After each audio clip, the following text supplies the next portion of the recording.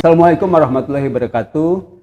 Pada siang hari ini kita akan ketemu lagi dengan seorang aktivis 98. Mungkin pemirsa paham ya, 98 itu adalah generasi mahasiswa pada saat reformasi tempo hari, dan beliau juga ini di sebelah saya sebagai dulu presidium GMNI. Seorang penulis juga, wartawan juga, dan aktivis berat Blegur ini, dan berbicara akan bincang-bincang singkat tentang kondisi perpolitikan saat ini, di mana kita ketahui calon presiden Anies Baswedan itu sudah seluruh Indonesia dikunjungi dan sambutan antusiasme masyarakat begitu besar sekali.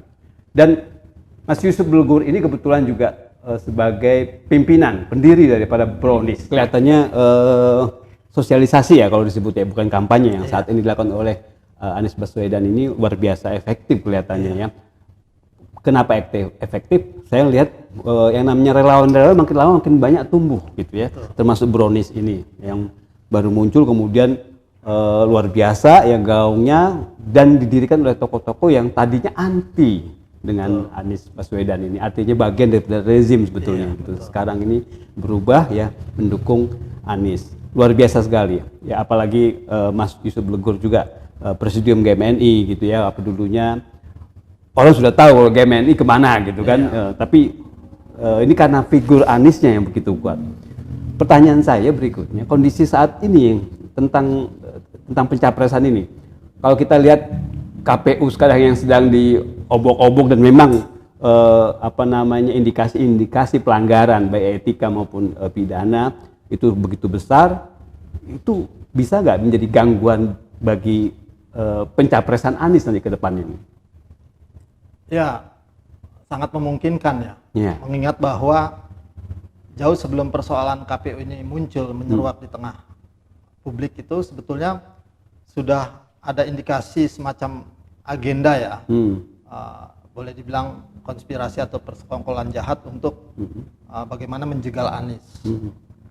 Baik dalam tataran aturan yang ada pada konstitusi maupun bagaimana mekanisme demokrasi dijalankan.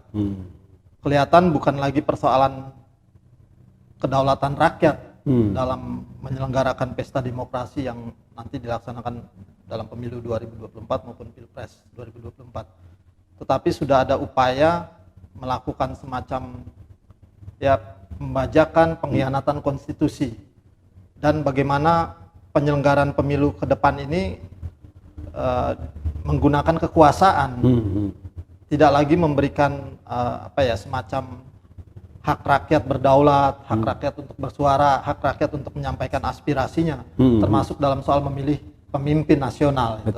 Itu memang memprihatinkan menurut saya. KPU ini cuma menjadi bagian dari indikator-indikator yang sangat signifikan ya, bahkan vital ya.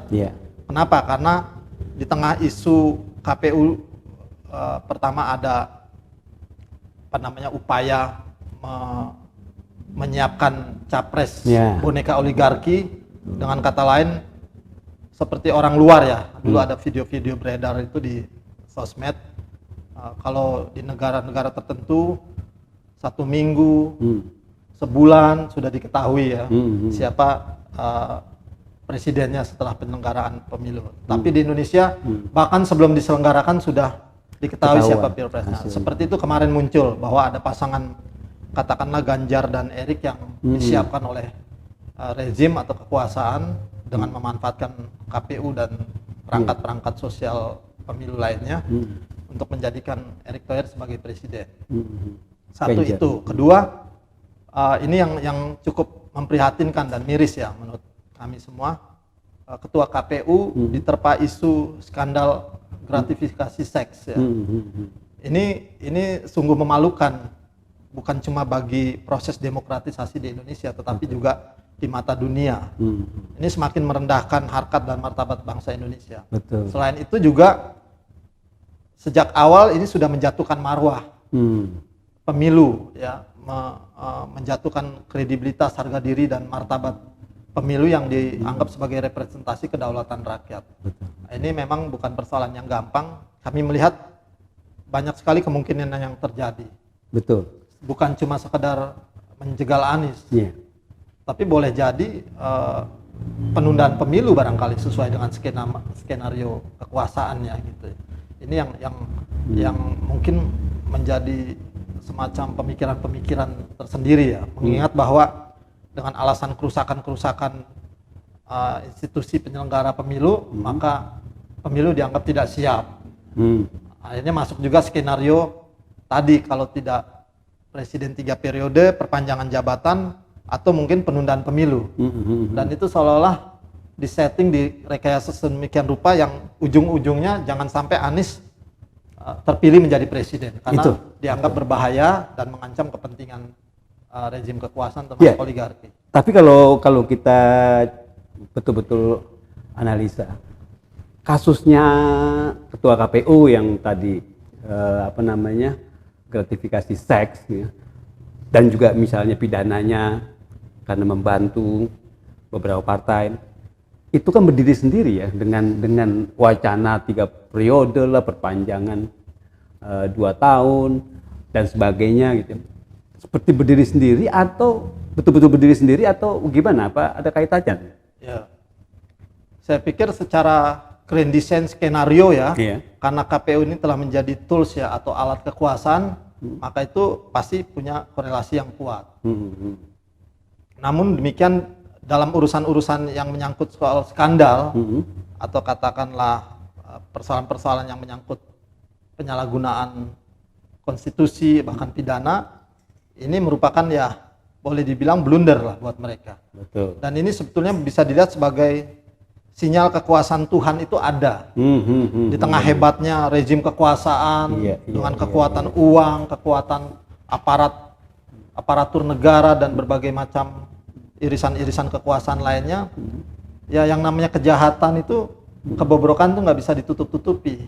Betul. Ada kekuasaan yang jauh lebih hebat daripada kekuasaan presiden atau kekuasaan tangan Tuhan ya, itu betul-betul sudah ditunjukkan dalam masalah negara kita ini, yang dimana rezim yang kita nilai sangat bobrok lah, banyak sekali minusnya gitu, dengan munculnya kasus KPU ini gitu ya. Nah ini pengkhianatan ya, artinya KPU ini dengan kasusnya seperti pengkhianatan konstitusional dan pengkhianatan kedaulatan rakyat.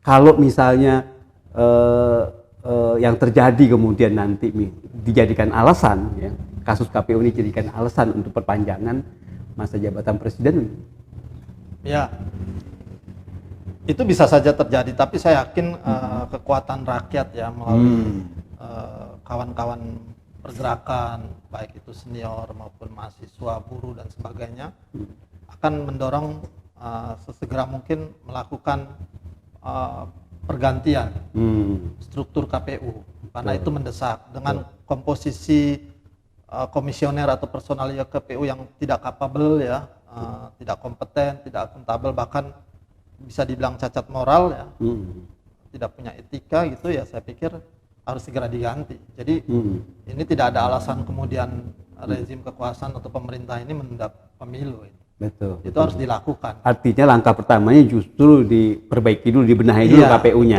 gitu ya. Tanpa istilahnya harus menunda atau apa gitu ya. Kalaupun menunda itu mungkin menunda tahapannya kali ya, karena ada pergantian, tahapan pemilunya diganti. Tapi yang namanya kekuasaan presiden ya selesai misalnya.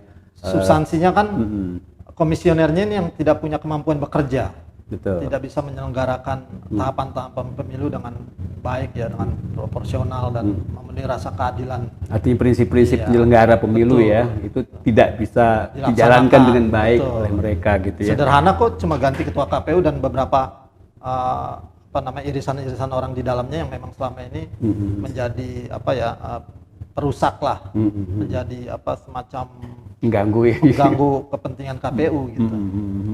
Iya, karena kalau kita baca di mana-mana media, di sosmed apa semuanya, KPU ini dalam hal ini bukan hanya komisioner ketua, tapi juga birokrat ya di sekretariatan jenderalnya itu juga ikut. Termasuk mungkin KPUD daerah yang bermasalah kan. Betul, gitu. KPU daerah yang bermasalah itu. Jadi artinya memang yang harus dibenahi dulu oleh KPU-nya. Gitu.